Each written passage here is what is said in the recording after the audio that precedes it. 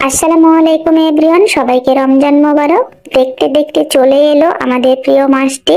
রোজা রেখে তেলে ভাজা আনহেলদি স্ন্যাক্স যারা অ্যাভয়েড করতে চান তাদের জন্য আমার আজকের তেল ছাড়া ঝটপট ইউনিক ইফতার স্ন্যাক্স রেসিপি। আমি এখানে 5 পিস পাউরুটি নিয়েছি। এখন পাউরুটিগুলোকে 4 টুকরো করে ট্রায়াঙ্গেল শেপে কেটে নেব। আপনারা নিজের পছন্দ মতো শেপ দিয়ে কেটে নিতে পারেন। আমার সবগুলো পাউরুটি কেটে নেওয়া হয়ে গেছে। এবার একটা বাটিতে নিয়ে নিচ্ছি 1/3 কাপ ইয়োগর্ট বা টক দই।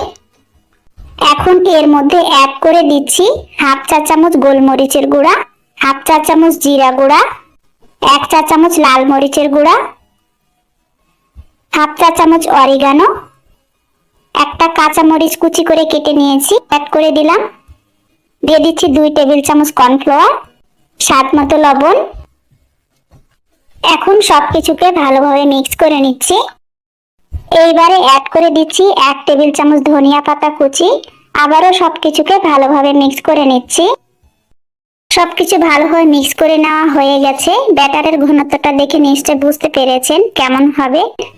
এইবারে চলে যাচ্ছে চুলায় একটি প্যান বসিয়ে দিয়েছি। প্যানটা আমার গরম হয়ে গেছে। এবারে দিয়ে দিচ্ছি বাটারটা দিয়ে একটু চারিদিকে ছড়িয়ে দিচ্ছি। এইবারে কেটে রাখা পাউরুটিগুলো টক দইয়ের ব্যাটারে ডিপ করে প্যানে ছেড়ে দিচ্ছি। আমার নাস্তাগুলো প্যানে দেওয়া হয়ে গেছে। এবারে লো মিডিয়াম আঁচে উল্টে পাল্টে গোল্ডেন ব্রাউন কালার করে ভেজে নিতে হবে। আমার 1 গ্লাস নাস্তা ভেজে নেওয়া হয়ে গেছে, উঠিয়ে নিচ্ছি। বাকি নাস্তাগুলো আমি সেম ভাবে ভেজে নেব। এই তো তৈরি হয়ে গেল খুব কম সময়ে দহি টুকরা।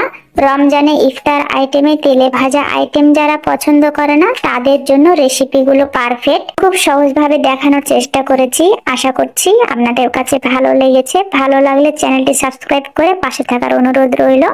আজ তাহলে এখানে বিদায় নিয়ে নিচ্ছি। আবারও সবাইকে রমজান মোবারক। আল্লাহ হাফেজ।